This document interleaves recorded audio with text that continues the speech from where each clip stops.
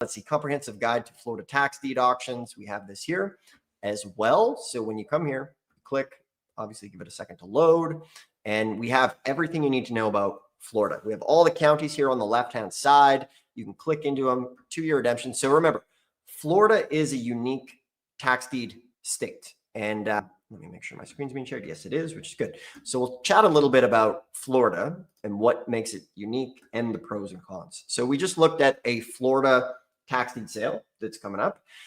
Florida there are pros and cons of Florida, depending on how you want to go about it. So first off, the pro, they have lots of auctions. They have lots of tax lien auctions. They have lots of tax deed auctions.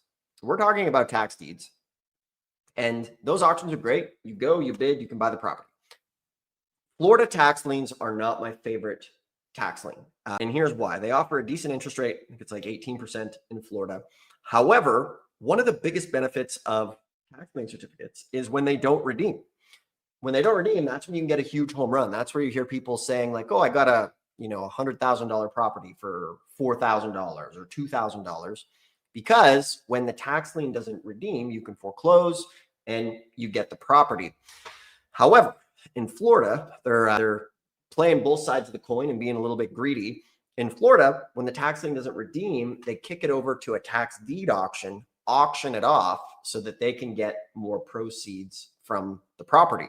So in Florida, buying tax liens is not my favorite thing. However, the tax deed auctions can be great in Florida as well. So I know we got lots of folks on the East Coast, but just a little bit of a heads up there as far as how Florida works, which kind of brings us to another question that beginners have. And they're like, well, Dustin, should I start with tax liens or tax deeds?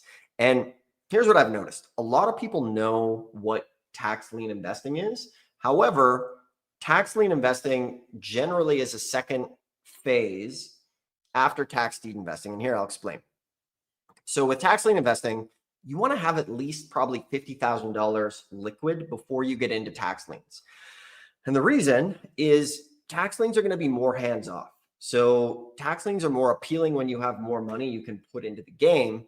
And the reason is they're hands-off. They pay an interest rate of 8 to sometimes 36%, which is great. However, the key thing to making money is the velocity of money, right? The faster you can turn it over. So you'll get to a point where, if you have $50,000 or $100,000 just sitting there in the bank, and remember, guess who's one of the biggest investors in tax liens? It's the good old banks. So while the banks are paying you pennies right now, there is a large chance most of you guys here right now might even already be tax lien investors because the bank is taking your money and buying tax liens, collecting the interest rate on it. So with tax liens, if you have extra cash, that's where it's a good point to get that money working for you because the money can be tied up for up to 2 years. Okay. So that's super important. And from there, you can move into tax deeds. But I know a lot of you guys here are obviously interested in starting with the deeds, which is why most of us are here. However, I just wanted to lay the groundwork of that. And remember, for everybody tuning in, we have the directories. We have the tax deed directory and we have the tax lien directory, which has all of the contact information, all of the phone numbers here for you, and that is in the description below. And then we always pair it with the steps outlined here in the book, ABCs of Tax Lien Investing. So that is below. You guys can go and grab that for free and check it out.